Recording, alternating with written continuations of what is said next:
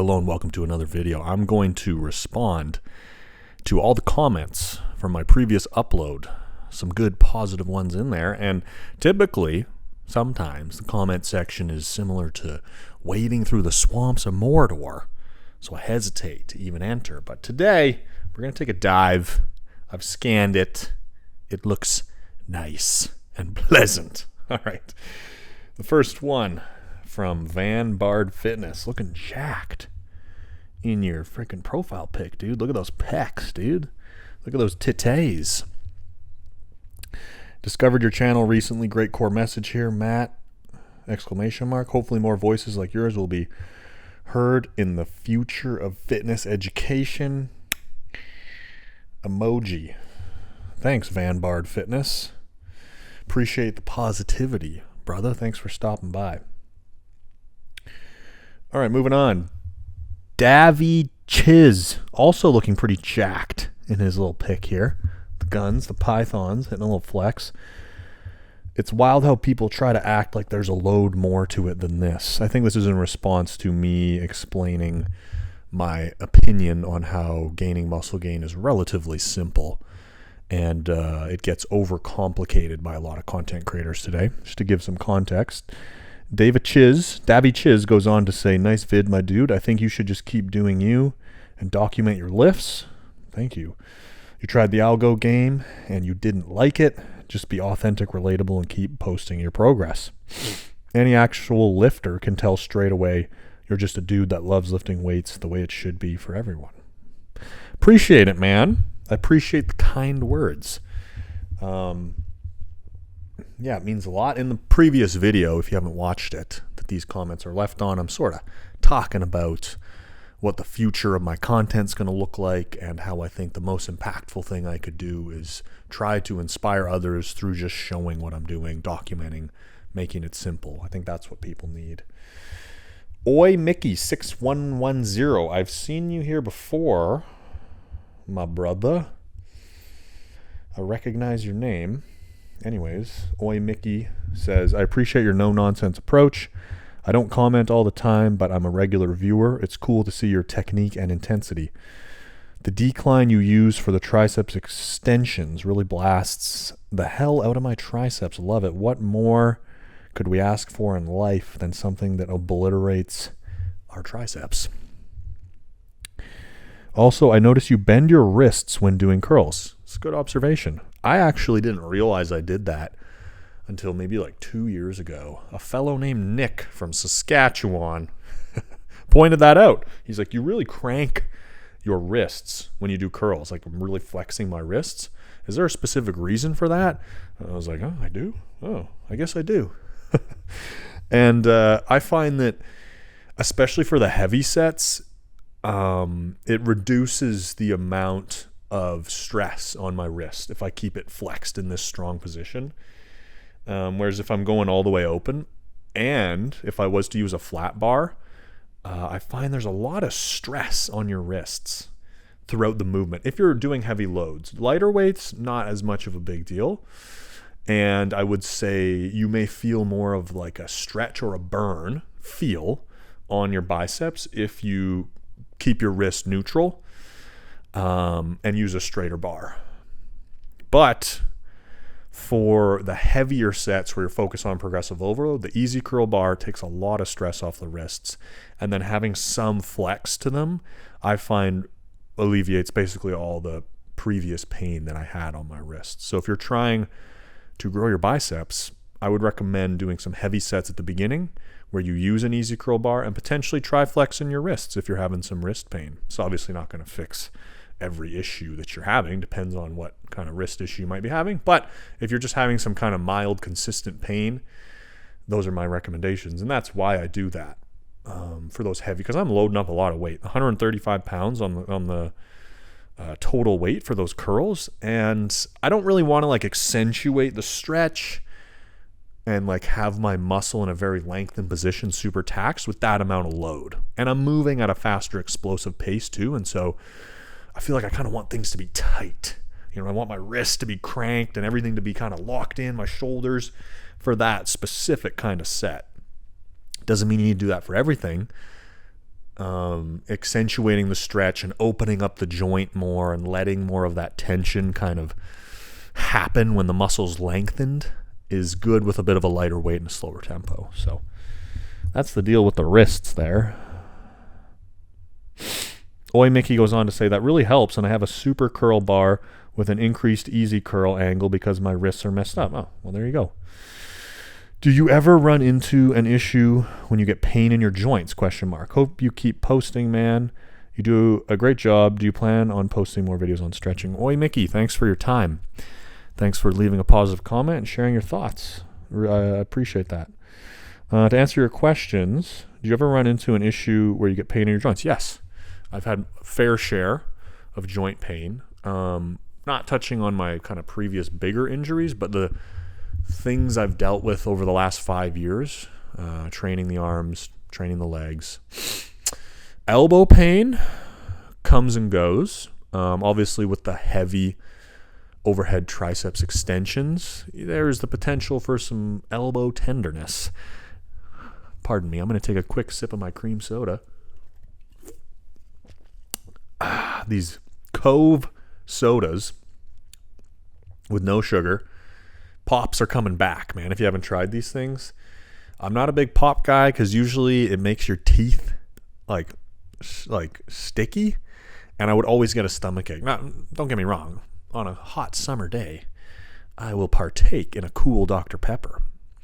But I never consistently enjoyed pop because the sugar is so high. It just made me always feel gross. These things, they taste 95% as good as the real thing, like damn close, better than you'd think.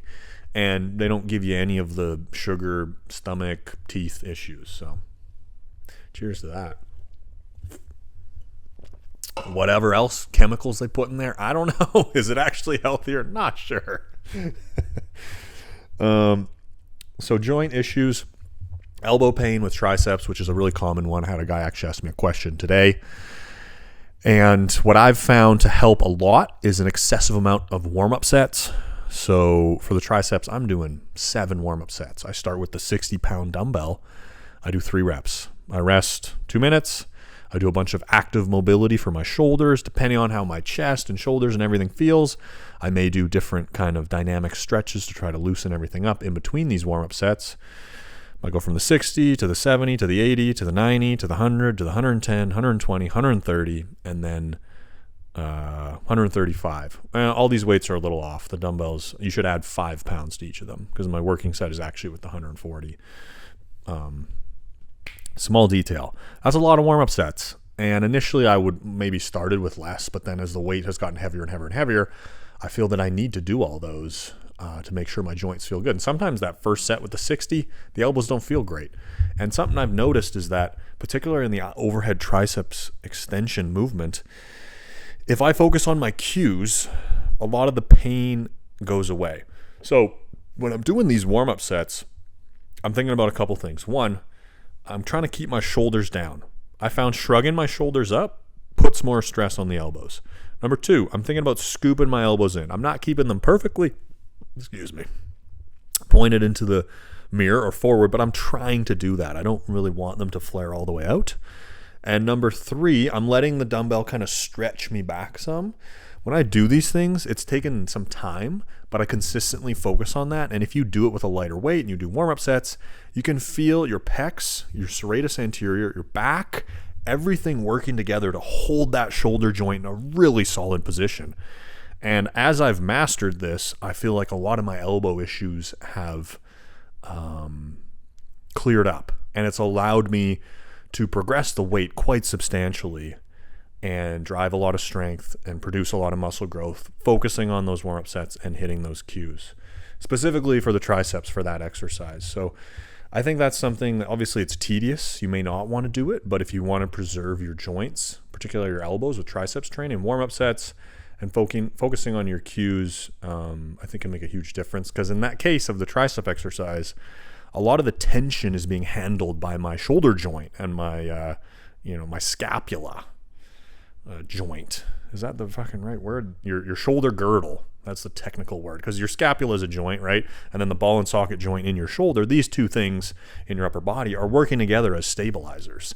I think that's also why I've seen a fairly substantial amount of growth in my upper body just from doing this arm movement, is because those stabilizers are really getting taxed, and that's intentional.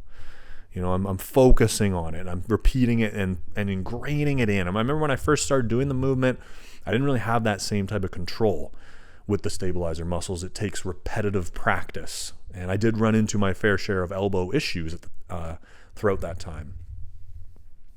So I hope that helps you a little bit. Do you plan on posting more videos on stretching? Maybe I could.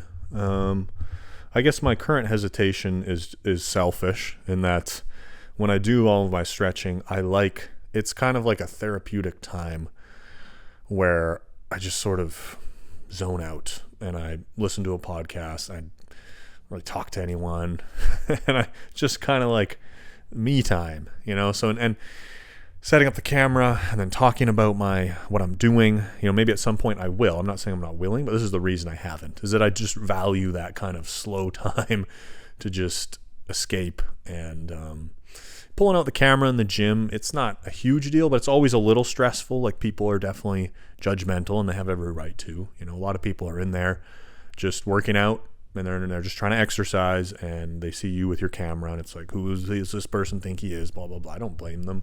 But you kind of got to get your hackles up and like raise your energy up.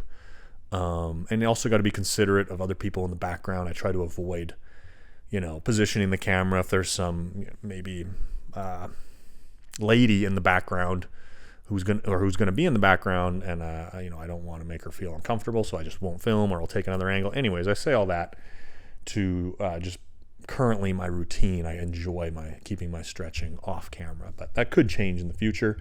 Hopefully that advice with injuries helps you. Oi, Mickey. The Milkman 95. I've seen you here before. I'm in the same boat as you, friend. I herniated a disc in my lower back and neck. Can't train shoulders, chest, and back without aggravating them. Shit. That sucks. You inspire me to train arms, thankfully. I can do them without my pain getting worse. Cheers. Keep up the great work. Keep up the great work. Thanks, Milkman95. I've seen you here before. Appreciate your comment, dude. Yeah, obviously that's a bit of a niche. I mean, I'm sure there are other people who have some type of injury that limits what they can do, but their elbow and wrist joints are largely uncompromised, and they can work around things to do some arm training, involve their shoulder joint and shoulder girdle, as we established, to some degree.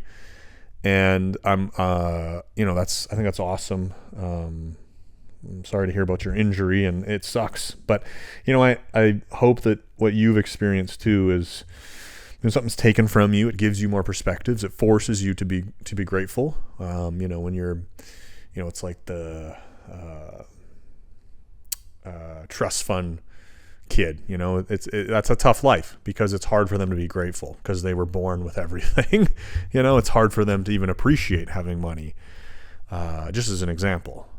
So I think even a lot of us, it's hard to appreciate that you're lucky just to be able to go to the gym and exercise, and you can work out pain-free, and maybe you have some fat you want to lose, maybe you're not as jacked as you want to be, but you don't really realize how much of a blessing it is just to have some baseline health and to be able to go into the gym and just train like a normal person. And so when that's taken from you, although that sucks, obviously, but it forces you to be grateful, because you've been forced to take a reframe of your life where you now see two different realities, one in which you had good healthy function in your body and one in which you don't.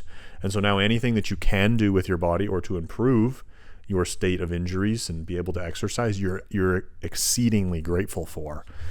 So I hope that's the case for you, the Milkman. And I've personally found a ton of value in just finding what you can do, trying to improve upon it, fighting for it, and getting in there and exercising and moving your body and having a goal to work towards. Because I definitely walked away and got emotional and frustrated and gave up on training for a while, and that's worse. I mean, even if working out is not your ultimate passion, I still think embracing the adversity that your body may be throwing at you and developing the mindset and the perspective to focus on doing what you can and focus on making improvements is an extremely valid and beneficial perspective that will benefit you in so many other ways of life. It's like you're kind of drowning. We're going to put you underwater, not literally, but and see what you can do there. I mean, it's easy for you to perform well when everything's going your way, but now that things aren't going your way, how can you operate? And that mindset or skill translates to so many other things in life. When you come across adversity and challenge, now I kind of recognize it. I'm like, no, this could be a good thing. And I need to be okay with things kind of going to shit, but still trying to do my best.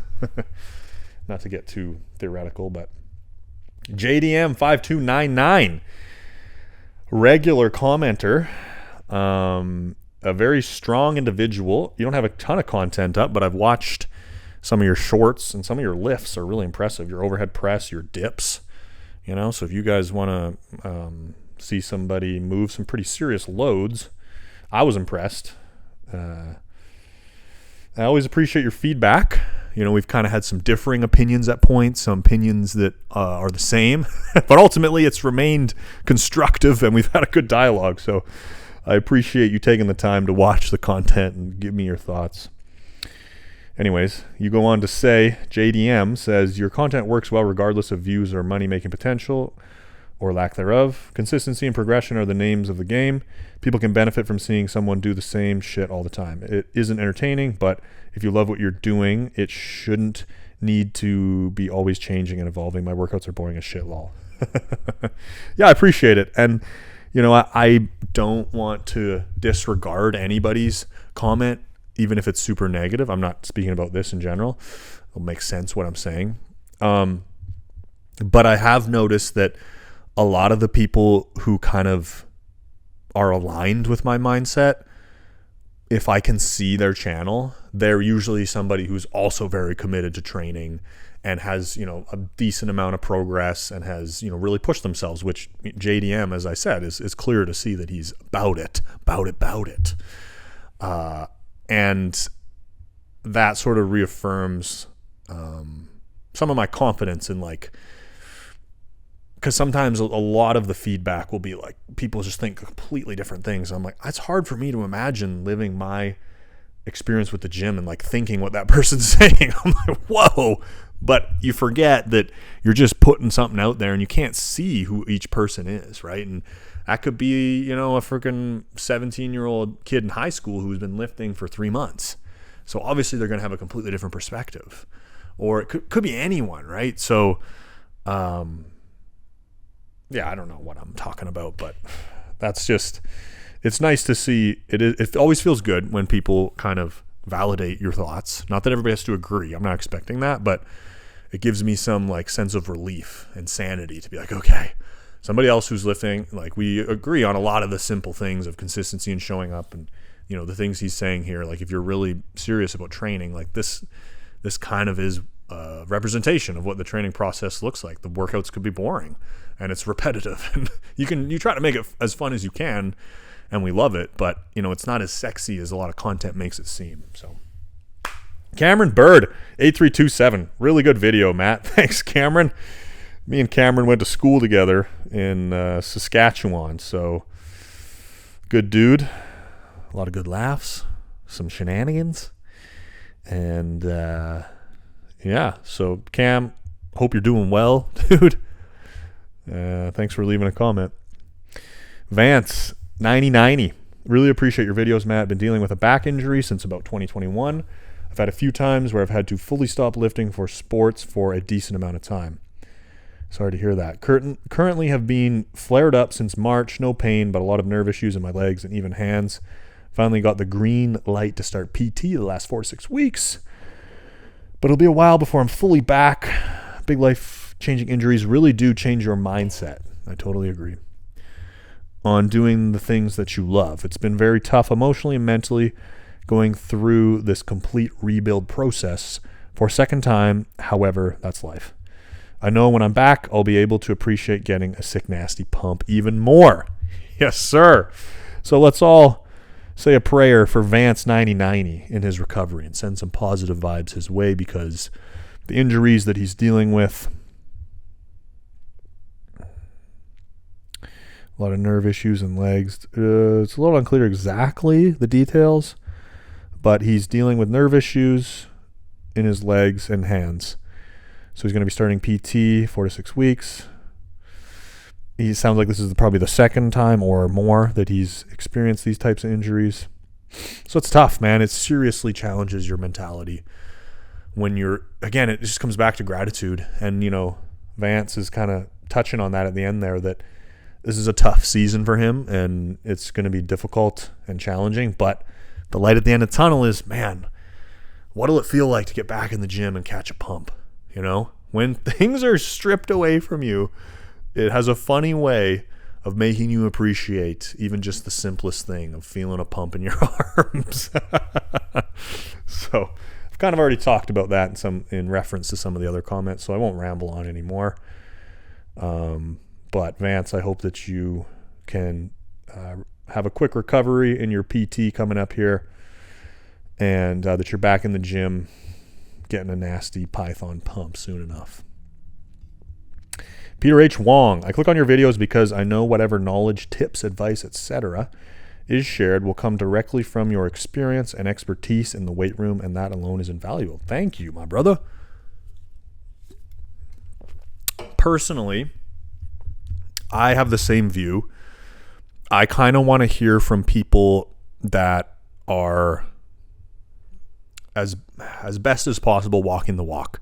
We're talking about gaining muscle. We're talking about the gym and training.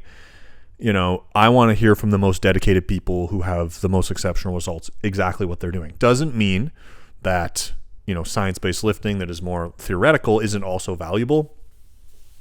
Both things are useful, and ultimately it's a balance where we need to consider both.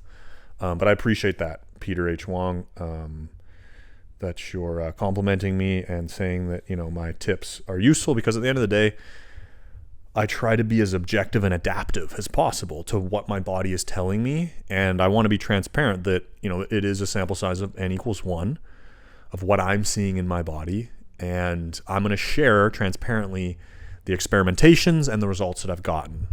Also, keeping in mind some of the scientific literature, and then also the people that I interact with. I'm always trying to learn things and pick things up from people. So it's not 100% n equals 1. I'm trying to factor in the experience of others as well, to ultimately mold a perspective and a view that I think gets as close to the truth of what you're going to experience in the gym as possible. So I appreciate that, Peter, that you value that. Lewis, I don't know if I'm going to be able to say your name, man. Let's take a swing. So, is this French? I don't know what this is. I can't do it. That is a tough name. Is that your last name? Seriesement. Seriesement. Fuck, that's embarrassing. I'm going to call you Louie, all right? I'm sorry if I couldn't pronounce your last name. Great video. Would love talks and content about injuries. Most fitness channels just avoid completely to talk about it, but they all experience some at some point to various degrees regarding injuries. They avoid the topic because they don't want to be fear-mongering the audience, but push them to train to failure instead. I get it, but I don't think the two are incompatible. Thank you for the great content. Cheers, Louis. Yeah, it's a great point. You don't really see much content about injuries in the muscle gain, bodybuilding, fitness space. And surely most people who have been training for a significant amount of time have experienced injuries. Yeah,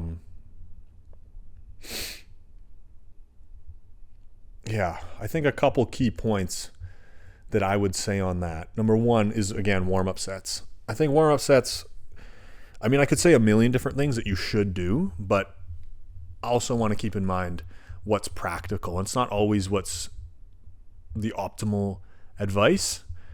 It's what's the advice that's actually going to get applied the most effectively. Because I could give you something that, in theory, XYZ, this is the most optimal things you should do to avoid injury. In practice, what are most people actually going to do and execute is part of it. And that's why I think warm-up sets are a very simple thing to work into your routine. It doesn't take a lot of extra time. I'm not saying you need to sit in the corner of the gym and do an hour mobility before every session. Not everybody's going to do that, and that's okay. But a couple warm-up sets before your heavy lifts will go a super long way in mitigating your injuries for a couple reasons. One, if you're really going to move some weight with some intensity, I think you want to create a bit of a ramp for yourself, even just neurologically or central nervous system, where you kind of start with just like a mild ramp up of like you're just chilling, you got to the gym, you've been doing whatever with your day, and you're going to level that intensity up a little bit. That first warm-up set, you get 3 to 5 reps. You don't push to failure. You let the muscles handle some of that weight and kind of wake up a little bit. Take a rest. Do some dynamic warm-up with your shoulders, your legs, or whatever, some arm swings, whatever. And then do another warm-up set with slightly more weight. And then take another rest. You're not trying to train to failure. You're trying to prime the muscle. At least one more warm-up set. Let's say 2 to 3 warm-up sets. Do that for me. For any of you that are watching this, you don't do warm-up sets, start now. Please. Not just to avoid injury. I think it allows you to perform better because it gives you a ramp to kind of, for lack of a better term, prime your nervous system, prime your mind, your physical body to get ready to move some serious load at really high intensity.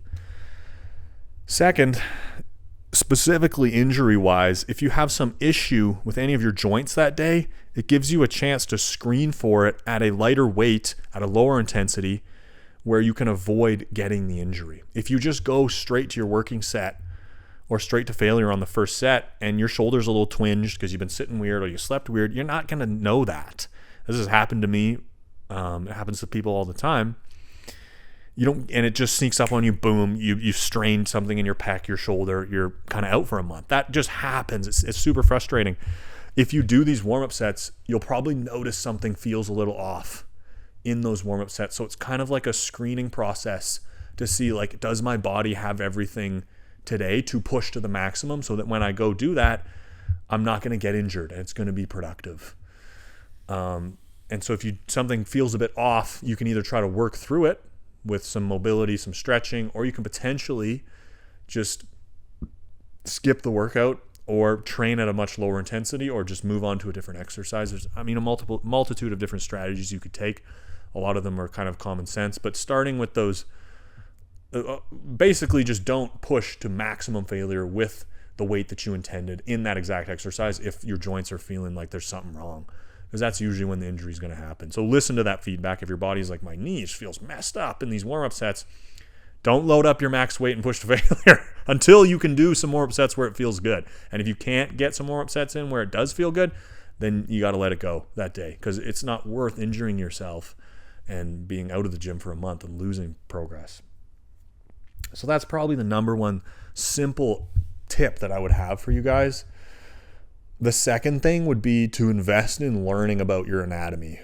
I think that disproportionately will help you to not only get better workouts, but to avoid injury as well. If you have some baseline understanding of the muscles and the bones, and you've spent time looking at the visuals so you understand where the muscle originates, where it inserts, etc., then I think it makes it easier to know how to execute the movements in a healthy way and how to warm up properly as well. Because you actually kind of see underneath the hood of what you're dealing with. Whereas most people, you're not really aware. And also your mind-muscle connection, you can picture the muscles better. So I don't know what my recommendation would be. I mostly just taught myself from YouTube and looking things up and Googling stuff and like, what are the muscles of the rotator cuff? And then looking at pictures and watching videos and what does each one do?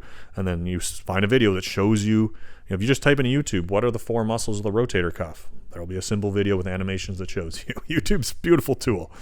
What are, how do you strengthen the rotator cuff? And then you can start to understand these different things. What are the muscles that move the scapula around? It's going to walk you through your trapezius, your rhomboids, your serratus anterior.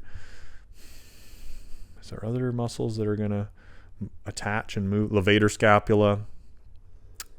I'm probably missing some, but you get the point. Your lats, downward rotator of the scapula. So I think those are the two things: warm-up sets and then investing in education of anatomy. That's knowledge that I think is beneficial. And I probably your best, I don't think you need to do something super formal. Probably your best resource is to just YouTube. And you're going to have to spend some time, which you may not want to do. But if you want to avoid injury, I think understanding the baseline of your muscles via watching YouTube animations of the 4 muscles in the quadriceps and what their functions are and what's the best way to contract them versus lengthen them I think having that baseline knowledge over a longer time period will help you to avoid getting injured. Believe it or not. Okay. The X_the Oracle. We got some paragraphs here, brother. You're a regular as well. Appreciate you. Do you ever get periods of time with elbow snapping / cracking sounds, etc.? I'm finding this happens mostly with overhead tricep extensions, even with change in the hand and elbow positions. I've also tried some stretching to help this, which will also help. Push downs, I find less of an issue for it. Warming up with overhead extensions, lightweight, I still feel a burn in the elbow until I have done enough warm-up sets to push to a heavy weight for a working set. I do overhead extension also with a cable machine, easy bar attachment, a great pump and growth from it. But that one machine exercise is the one that I feel is most strain on the elbows, but I like it the most. So this touches on some of the other stuff we've talked about. Basically, he's having issues with overhead tricep extensions and elbow pain. Something to consider is that the arm muscles are extremely simple. So I think if you have certain tricep movements, for example, that continuously give you pain or issues in your joints, and you have the ability to substitute to other tricep exercises, I think that should be your primary strategy. And a lot of people don't want to do that because then you think you're missing out on something, but I don't think there's anything that uniquely beneficial about any one given tricep exercise, regardless of what the optimal content tells you. I think if you master a movement, even if it's a cable push down, and you progress that over time, dips, close grip bench, laying or like incline dumbbell skull crushers, single arm, double arm. There's tons of good tricep exercises. Yeah, the best way to put the tricep in a stretch is to go overhead with it. Is that the crucial fulcrum of growth for your triceps? I don't think so. I think focusing on progressing the weight in any given tricep movement is the primary driver of your growth. So I say that to make the point that if you're really having trouble with a certain exercise, I think you should assess and consider for yourself at a certain point, could I solve this issue by just adopting the strategy of just avoiding the exercise that gives me the pain? That would be the first thing. And if you're willing to do that and you're willing to let that go, if mentally that's something you're comfortable with, then boom, you're good. If you don't, and you really want to continue to do the overhead triceps extension, and he's already doing warm-up sets, seems to help a little bit, but he's still having issues, I would say the cues are the next thing that you could really explore. And to touch on it again, the things I've found that have allow me to avoid having elbow issues with that movement are I get the dumbbell, use a lighter dumbbell, 30% of your working weight, and practice it with this form. Oracle. The Oracle. The Oracle. This is what you should do. Anybody else who's having problems. Next time you're training triceps, you want to do the overhead triceps, you've been having elbow issues. The beginning of the workout, whatever weight you normally use, take like 30% of that. Like go really, really light. Screw your ego. Doesn't matter. And put that weight up on your head like you see me do in my sets. Okay. And then drop your shoulders down. Okay. And feel the muscles in your back doing that, all right? Try to bring some awareness to what's going on. Then I want you to scoop your elbows in, try to point them into the mirror, lean forward a little bit, and then as you come back, poof, let your back hit the back of the seat, the front of the seat, and then let that dumbbell drift back behind your body while keeping your shoulders down and scooping your elbows in. Let it stretch you all the way back. Drop back and focus on, you may feel your serratus anterior, this little Superman muscle that's responsible for protracting or scooping your shoulder blades around. That may feel active. You may feel the stretch on your lats. You may feel the stretch in your pecs. And eventually you're going to lock into this position. Hold it there for 5 seconds and repeat the cues. Drop my shoulders down, scoop my elbows in, and let the dumbbell stretch me back so that elbow's pointing. It's not like kind of jacked forward like this. It's like pointing directly up to the ceiling so that weight's pulling you all the way back. And then just perform some really slow reps, thinking and exerting energy to execute those cues the whole time. Because part of it is you need to establish a mind-muscle connection with all of those muscles that are going to lock you into that position. And you can't do that with a heavier weight because you're putting too much of your energy into actually moving the weight with the working muscle, your triceps. So do, a couple sets of that with really light weight at the beginning of your tricep sessions from now on. And then that sensation that you get from that, try to replicate that as you go through your warm-up sets and then you hit your working sets. And if you're still experiencing elbow pain, temporarily maybe don't push the weight as high. Maybe drop your working sets a little bit and just operate in a higher rep range. If you've been doing X amount of weight for 10 to 12 reps, just drop the weight a little bit and do 15 to 20 while you're focusing on locking these cues in. And eventually, potentially, once they feel better and your elbows start to, some of the pain starts to alleviate, if this works for you. I'm not guaranteeing that's going to work. This is what has worked for me. So it's a recommendation for you to try. Then you could get back to that weight. Because I know nobody wants to lift less weight than you normally do. But with the idea that you're going to get back there pain-free. So temporarily, we're going to drop the weight down a little bit. We're going to work in a higher rep range. If you weren't already, I'm going to say 15 plus. With those activation sets in the beginning with super light weight, where you're establishing that connection with your back and your shoulders to really lock everything in. And you're going to try to emulate that so that feeling is the same when you go to execute your working sets. And you have to have the patience to repeat this process for at least 3 months before you're going to really start to feel that connection with your ability to lock those cues in and potentially the release of some of the pain in the elbows. So that would be a detailed explanation of my recommendation of what to specifically do if you really want to do the overhead movements and you're continuously having problems. And I'm not guaranteeing that that's going to work, but that's what has worked for me to alleviate elbow pain and push astronomically high amounts of weight with the tricep extension. The oracle goes on to say something about people not training hard in his gym. People train hard in the gym I'm in. Yeah, the gym I go to it definitely has a bit more of a hardcore bodybuilder crowd. I mean, there's a mixed demographic of people that go there, but it has a little bit more of that vibe. So there is a good handful of individuals that are quite consistent and train really hard, which is inspiring. He says, there's only one guy beside me who I've seen for more than 2 years still coming. Hence why they all look like they don't train at all. It's funny to me as when I got back into training 5 years ago, certain people I would see looking at me when I'm training hard to failure, pushing it till I had nothing left, and then even doing a drop set for the last set. Love the drop sets, dude. One couple I recall a few years ago, I could hear make comments about how I was training in a negative way. Well, it sounds like they're just haters, dude. Those people always get nowhere with their training. The ones who are getting anywhere training always push hard every session. Couldn't agree more, man. It's the people that show up consistently and push themselves that always have the best results. It's really not that complex. While most are swiping their phones during their rest, they don't need, at least for as long as they do, as they don't ever push hard enough to need a rest. Gyms are filled with people who come and go, and most don't stick to it or get their protein needs in and squander the time. They say to their families and friends, I train at the gym and that guy's on something to achieve those results. A lot of interesting points here. I appreciate you leaving the comment. I mean, I could take some of this advice myself because I tend to ramble, but just not in comment form. But for the sake of these videos, I think it's possible I will continue to respond to these comments.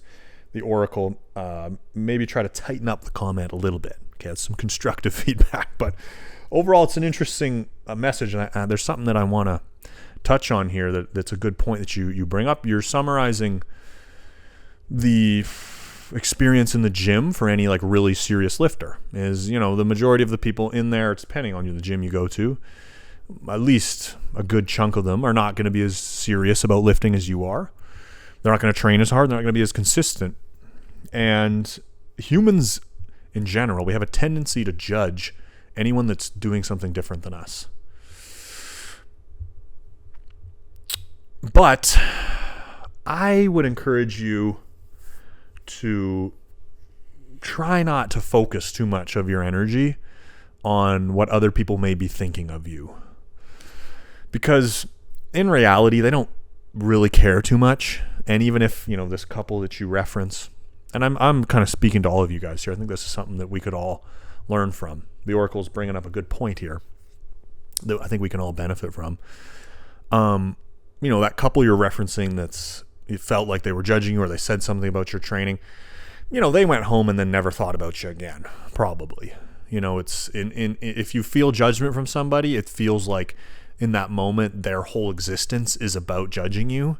But in reality, they judged you for like 30 seconds and then forgot about you and went home. And never, most of the time, some people are crazy and maybe fixated on it, but most cases we think it's more significant than it actually was in their life. So that's one point where I think, if you do feel judged from somebody else, just try to let it slide off your back, again, realizing that the human tendency is to judge people who are different. And I would say in a way, you're kind of doing the same thing. There's a little bit of judgment towards people that don't take the gym as seriously as you, and they don't train as hard, and they're not consistent, and they sit on their phones in between their sets. And I think just if we all just take a deep breath and step back and just go, it's not really, it used to be, okay, I'm going to get real philosophical here though, but I think it used to be a direct threat to have people thinking and acting differently than us. So that's why we still react to it this way. And go back in time, hundreds of years, if a rivaling tribe who has a different set of beliefs and a different way of life is nearby you in the jungle or on the savannah or wherever the hell we were existing at that time as humans, there's a decent chance that you guys are going to go to war and kill each other. So it's a real threat for anyone to think differently. Whereas the people in your tribe, we all subscribe to this way of life, this way of hunting and gathering. We only pick cherries on Tuesdays. We only kill a gazelle once every Saturday. This is how we live. We all agree. We communicate. We work together. We're trying to create safety for ourselves. Okay, I know this is a little out there, but bear with me. People doing other things used to literally threaten your physical safety, is the point. Now we're in an environment where people doing different things doesn't, most of the time, threaten your physical safety, but it still feels that way to us. So that's why everybody really reacts negatively to others who are doing different things. It's a very common human knee-jerk reaction. If you step back and think about it, you go, what does it matter if there's a bunch of people in the gym who aren't consistent and don't train hard and sit on their phones and give me weird looks when I push to high intensity? Is that tangibly affecting me physically, emotionally? Like, not really, only if I let it. All right. It's not really a threat to my existence. I would be better off to just simply let that go and not care that they're doing something different. Because, this isn't too bad. I think a lot of, what the Oracle's observing here is just some observations. He's not being extremely judgmental, but there's kind of some tones of judgment. I've seen people be way more judgmental. Some people who are super serious about the gym and super dialed in with their training, and they love it. It's the biggest thing in their life, and they train hard and they do this, and they just shit on anyone who comes to the gym in pajamas and doesn't train hard or wears Crocs or whatever, And I'm like, dude, it doesn't matter, man. We're all in the facility exercising, And I encourage people to train hard. And if you're frustrated to why you're not seeing muscle growth, I'm going to hammer it in that you're not training hard enough. You're not consistent enough. That's just the truth. But if you're not asking for help or you're not watching one of my YouTube videos, or I don't care. If you come to the gym and hit the elliptical for 20 minutes and do 3 sets of curls not to failure and leave, that doesn't bother me. I'm I don't know what's going on in your life. I don't know what other stuff you're focusing on. You don't care about the gym that much. That's fine. And so I think we could all benefit from being less judgmental of each other. It doesn't feel good to be judged. So I think just keep that in mind anytime you're looking at someone who's doing something different, whether it be in the gym or another aspect of life, and just be does it really matter? It's not really affecting me. So should I really get worked up that they're making a different life choice or they live this lifestyle and it's different? It's not really a threat. I think we'd all be better off and there would be a lot more understanding for each other. And that extends to the gym space. And the last point I'll add is, if you feel like you're dedicated to the gym and you train hard and there's some more normal-ish people who judge you for how you lift or what you wear, or, you're living like an extreme bodybuilding lifestyle, maybe this will help you. I go to the gym to train arms every second day. I sit in the corner stretching for an hour and a half sometimes. I lay on a ball on my pec, and people have came up to me to see if I'm asleep because I lay face down. Staff came and asked. Members have like gone and gotten staff. I think guys passed out upstairs. I'm just trying to release my pec, man. The right to release your psoas, you got to lay face down on it. I lay on that thing. I roll my pec on the wall, just like jimmying around on a wall in the corner somewhere. Kind of strange stuff, And I've had people judge me for sure. And then once I'm done all that, I go to do my 2 arm exercises that are the same that I did 2 days prior. And at this point, I'm moving a lot of weight. I've got a decent build. I feel like, that makes me look like less of an idiot. People see that I'm repetitively doing the same thing over again. It's a little weird and unusual, but I mean, he looks pretty jacked, so it's a little harder. But, 4 years ago, I didn't look that jacked. I was a bit more normal, so it's a little easier. That guy's an idiot. On top of that, pull out the camera, film my sets as well. I've definitely received a lot of like weird looks and judgment, and it doesn't feel great, but I don't know. I just think you can't let it bother you too much. And you just have to remember the people, they don't really care. And, fear of judgment is one of the greatest killers of individual ambition. So I try, sometimes it doesn't feel great, but I'm in there doing all this weird shit, doing the same arm exercises over and over and over again, pulling out the camera, doing all the mobility. Like, I'm doing weird shit in the gym that receives a lot of strange looks, So just when you feel judged, potentially, if any of you do, just keep that in mind. I'm in there again, doing it. And it's funny because when I first go to a new gym, it's like, whatever, right? But then, like, as the weeks and months go on, the regulars start to like notice my routine. And they're like, I've seen people like look in, or like sometimes they'll come ask, they think there's something specifically beneficial about like the overhead tricep extension, for example. And they're like trying to like piece together like how I'm getting my physique from just this one movement they see me doing, and that's all they see me doing. They're like, it doesn't really make sense to them.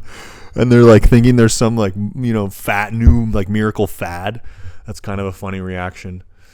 I had one individual really negatively react to what I was doing, and kind of talk shit. This was somebody who actually worked at a gym I went to. Started talking shit about my training, like kind of mocking me. Kind of creating like a negative environment with the other staff members. And eventually I had a conversation with this person, like not on, I could just tell that they were extremely negative, and eventually they apologized because I explained my injuries, and I explained, how I lost working out, and now, I know it's not ideal and it's strange, but this is all I'm able to do right now, and I love the gym, so I'm dedicated to working on my mobility and training my arms and training my legs, and honestly, I'm just grateful to be in there, and I know it's strange. And this person also had their own injury that they had to do weird rehab for, that then they felt judged for it, the shoulder problem, and they apologized and said, "Oh, I'm sorry, I was like judging you for it. I didn't realize this was your story," et cetera, et cetera. So a lot of times people judge because they're insecure, and they see you as a threat because you're doing something different than them. And it doesn't mean that they actually dislike you. They just don't know you. And so they react out of fear. So that's also something to keep in mind. Moving on. Got a few more. We'll just fire them off here. Dude is ballooning up, def eating a shit ton of carbs. Hope he gets healthy and sets a better example for others. That's a little bit of a negative comment. I mean, it's not completely inaccurate. I am eating a good amount of carbs, and I definitely have gained quite a bit of weight, or like a decent amount of weight. I'm 226 pounds. I'm above 15% body fat. I don't think, I'm setting a unhealthy example for others. I'm still, I've got abs. You can see my obliques. I'm doing cardio. Like, I'm still, I don't know. I think we're being a little dramatic here, but sometimes these negative comments, there is some truth to it. Like, I don't disagree. I'm definitely, heavier than I've ever been, and I am eating a good amount of carbs. I could probably be a little more strict with my diet. 31BT, a regular. Really happy for you to stick with this format for the regular videos. Still keen to see you do chats with other YouTubers, as you've mentioned in previous posts, which I think is a good suggestion, which would add a bit of back and forth to your topics, and you might also find some value in them personally. Doesn't need to be crazy controversial issues, just bantering away with someone like you do solo would be cool. Keep on going, bro. I appreciate your comment, 31BT, and that is a good suggestion. I guess I could do like digital podcast because I'm, where I am in Canada, there's not a lot of like content creators here that I can link up with. Maybe when we move back to the States and I'm in Florida, there'll be more access to other people and I could make an effort to try to connect. I do think that'd be cool. I'm just thinking logistically how I could do that. Maybe over like a video call, I could interview people or something. So that's something to think about. I'm not super enthusiastic about not like collabing with people in person and doing it digitally. I'd just rather connect with someone face to face, but I think it's a good suggestion. And I think maybe at some point in the future when I'm back in Florida, I'll have more access geographically to other content creators and we can start making that happen. I really like this comment here from Skid McMarks. If I can put in my 2 cents, I didn't like some of your previous videos on the science-based lifting stuff. They came close to being preachy and cynical. It's not that you can't criticize those concepts or even make fun of them, but I don't want to listen to 15 minutes of negativity. I watch your videos because I think you're cool. I don't like seeing you. I think this is supposed to be bitter. I couldn't agree more. I do think that I get a little bit negative and it's not the most constructive with my review of some of the science-based videos. And I'm not going to do that in the future. I'm not going to continue to react to them. I don't think it is constructive. And I just don't want to focus my energy. That's kind of a methodology or an ideology that I don't completely align with, and that's fine. And I think fixating on that and reacting to parts of it that I disagree with is, although could create some constructive criticism, like this person says, it's not positive. It's not a good, like, what are we trying to do here? Like, let's keep the vibes high. So I appreciate that comment a lot because I've kind of been reflecting. I was thinking that myself, and I couldn't agree more with you. And so I'm not going to react to those videos anymore. I agree. I think part of my responses were like useful to an extent, but yeah, definitely getting a bit caught up in the negativity and the like energy that I was putting out behind it is not super constructive. So yeah, I couldn't agree with you more. Eggnigma, a regular troll, more blubber gains every video. ... The roids effect. I mean, this person is dedicated to hating on me. It's kind of funny, honestly. I don't know what to say. I think it's sad that, you're dedicating this amount of time to being negative, but it's hard to imagine anyone having like a positive, successful life who, wants to regularly be a YouTube troll, but at the same time, it's going to continue to exist, and I don't really have any issue with it. I am holding a little more fat than I have before. So, they try to find any weakness in your approach and then they'll just like hammer at it. And people who leave negative comments, they're usually very insecure. And so they're kind of good at analyzing what you might be insecure about and trying to hit you where it hurts. Last one, Cousin Danny. I love your channel, but the hat, man, it's just so dang ugly. Oh, shit.